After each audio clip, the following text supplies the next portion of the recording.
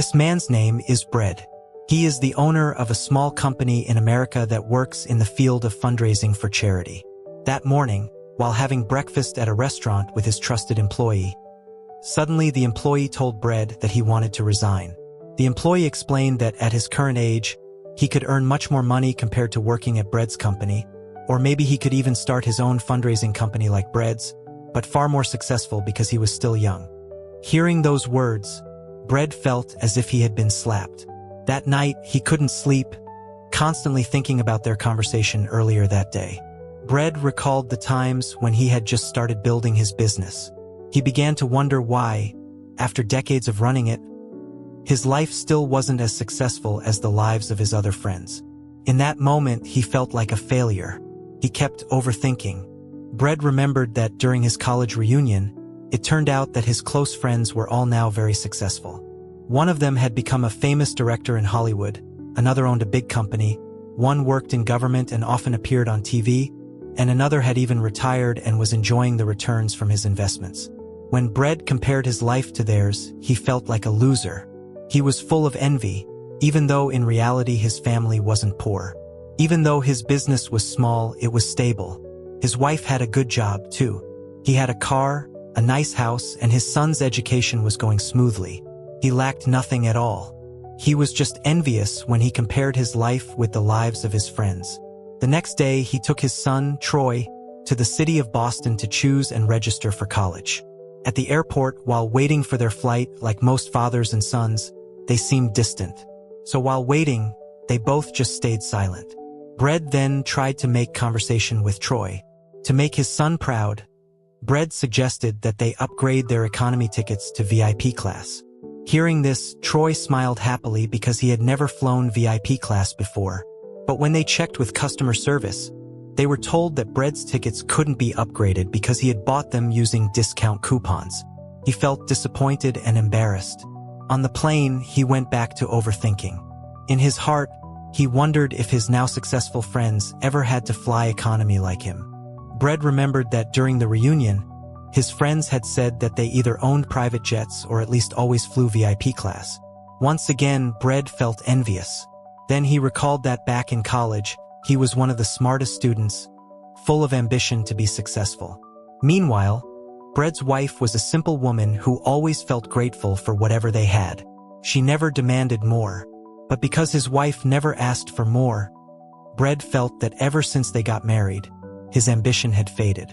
It was different from his friends' wives, who were also successful women with big ambitions. Brad was sure one of the reasons his friends were so successful was because their wives pushed them to be. When they arrived in the city, Brad immediately booked a hotel to rest for the night. During dinner at the restaurant, Brad asked Troy which campus he wanted to apply to tomorrow. Troy answered that he really wanted to get into Harvard University, majoring in the arts, because his high school teacher had once said that with his piano skills, Troy was very worthy of being accepted into a university like Harvard. Plus, there was also his idol musician who was now a lecturer there. Hearing that, Brad smiled proudly. He had just realized that his son was great at playing the piano. At the hotel, Brad kept staring at his only son. He couldn't believe that the boy he had raised since childhood now had such a bright future. He started imagining how it would feel when his son graduated from Harvard and became a famous musician. Brad was convinced that even though his friends were rich, their children weren't necessarily as amazing as his son. Suddenly, the envy in Brad's heart seemed to fade away. The next day, he took Troy to his interview for admission at Harvard University. He waited patiently for the results of the interview. Not long after, Troy finally came out, but he told Brad that he had gotten the schedule wrong. His interview was actually yesterday, and now admissions were closed. Hearing that, Brad was devastated. Outside the building, Brad kept thinking about how to get his son into Harvard anyway. He then called his wife and asked if she had any contacts, professors, alumni, or insiders who could help get Troy admitted to Harvard. Brad's wife then suggested that he try asking one of his old college friends, Craig, because Craig worked in government. Hearing Craig's name, Brad hesitated. Back when he first started his fundraising business, he had asked Craig to be an investor. But Craig's attitude back then had felt belittling. Not only that, when Brad sent Craig an email just to catch up, Craig never replied, as if he had become arrogant and forgotten about his old friends. After years of distancing himself, Brad was now too proud to ask Craig for help again. But despite his pride, for the sake of his son getting into Harvard, Brad was forced to swallow it. He then called one of his other friends to ask for Craig's phone number.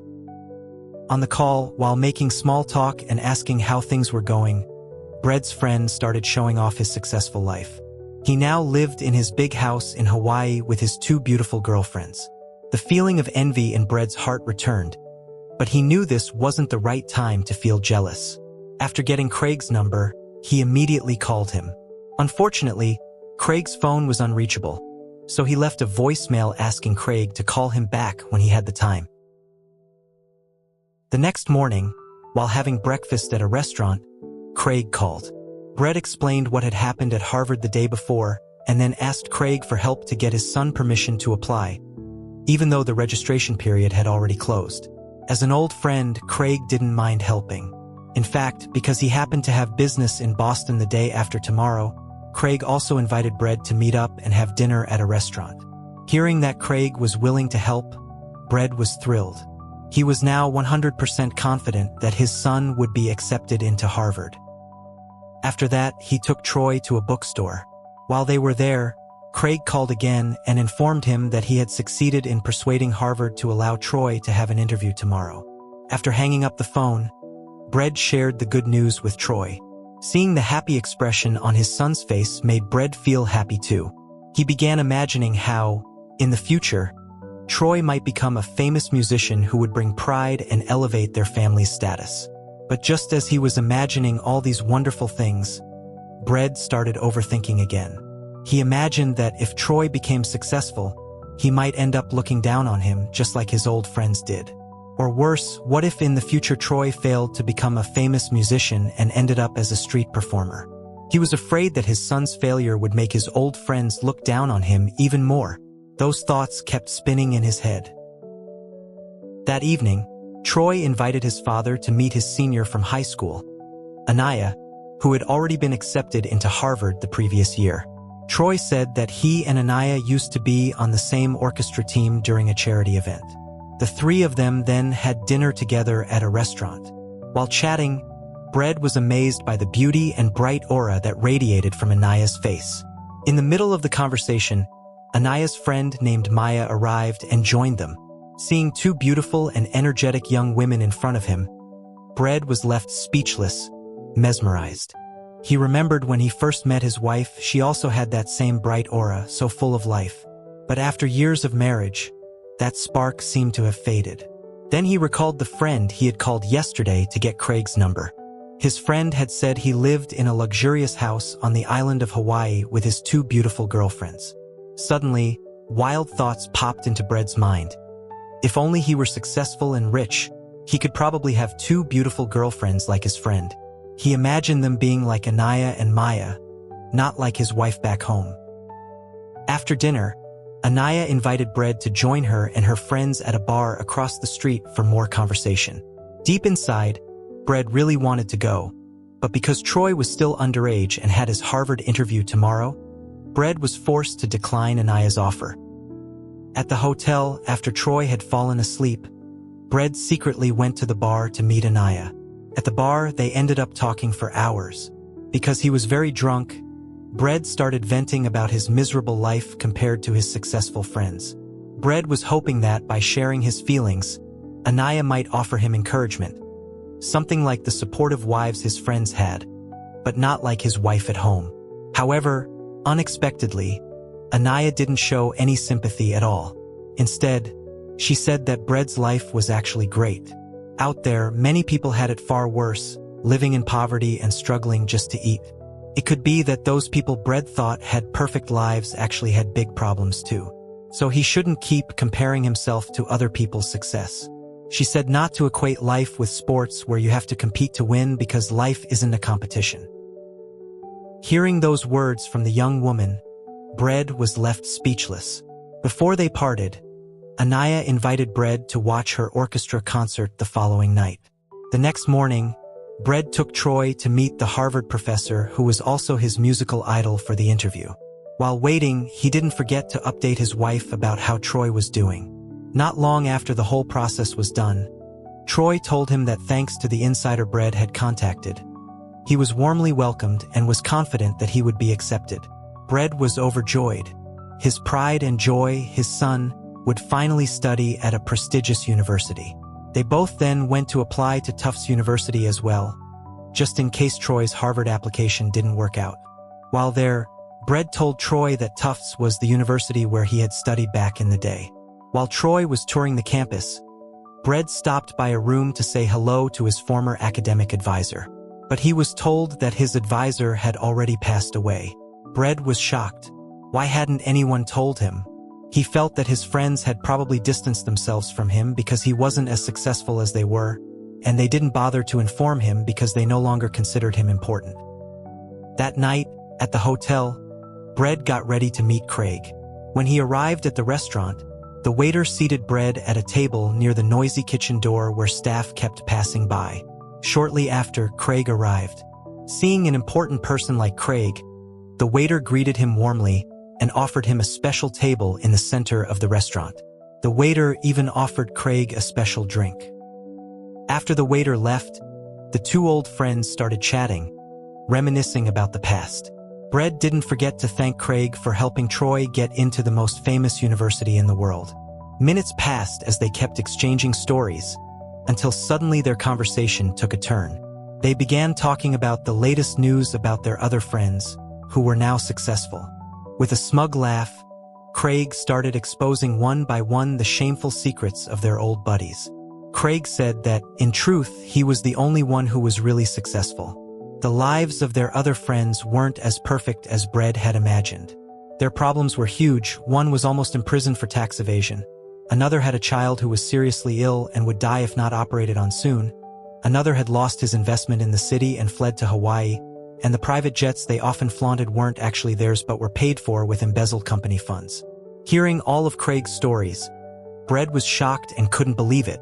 At that moment, he kept responding to Craig's conversation, but his mind was somewhere else. He reflected on how he had always thought his friends' lives were perfect. Yet having a successful career and lots of wealth didn't necessarily mean having a perfect life. Brad began to think that Craig surely had his own dark secrets too. Things he was hiding. Suddenly, Brad felt as if he had been slapped awake. All this time, his life had actually been fine. Maybe he didn't have as much money as they did, but his family was happy. He had zero debt. His son was healthy and had good morals. For example, just yesterday when they were invited to go drinking, his son maturely refused because he wasn't yet 21 years old. And his small company, even though it wasn't huge, had been running smoothly for decades and had built many good relationships. In that moment, Brad truly felt like a fool. Just to appear successful, he had gone so far as to force his son into Harvard. He had even stooped so low as to ask for help from his arrogant friend, who used to look down on him. And even now, Craig had never once apologized. In the middle of their conversation, Brad's emotions exploded. The respect he once had for Craig was suddenly replaced with anger as he let out all his bottled-up resentment.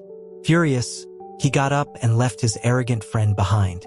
He hurried to meet Troy, who was watching the orchestra music concert performed by Anaya and Maya. Brad was deeply enjoying the beautiful melodies of the concert, even shedding tears because he was so touched by the atmosphere of the performance, while feeling grateful for the blessings in life he was experiencing at that moment. All this time, he had never been grateful and was always overthinking. When he returned to the hotel, Troy suddenly said he had changed his mind about going to Harvard. That afternoon, while touring his father's old campus, he felt more comfortable studying there. The professors were kind, the environment was cozy, and the students he met were friendly. Troy then asked why his father had been acting so anxious lately. Seeing his son's concern, Brad finally shared everything that had been on his mind all this time. Brad admitted that he was afraid of being looked down on and considered a failure by others. Hearing that, Troy calmly shared his own story. He said that he used to feel embarrassed too whenever he made mistakes in public, like slipping and falling, forgetting to zip his pants, and other shameful things. Back then, he thought everyone who saw him would remember those mistakes forever, and he would have to carry that shame endlessly. But in reality, they didn't really care. Even if his mistakes were embarrassing, people didn't pay that much attention because everyone was busy thinking about themselves. So now, Troy no longer worried too much about what other people thought of him. He hoped his father could feel the same way. Instead of worrying about what others thought, it was better to care about the opinions of those who truly cared for them. And the only person who really cared about Brad was Troy. Brad then asked what his son thought of his father. Embarrassed, Troy answered, "I love you, Dad." Hearing that, Brad smiled. As he lay in bed, Brad reflected while gazing at his son's face. His one and only child, whom he had raised well together with his beloved wife. Why should he compare his life with others? Even though his life was simple, it was actually filled with beauty. Now Brad understood. Life isn't a competition. All he needed to do was enjoy and be grateful for every single second of it.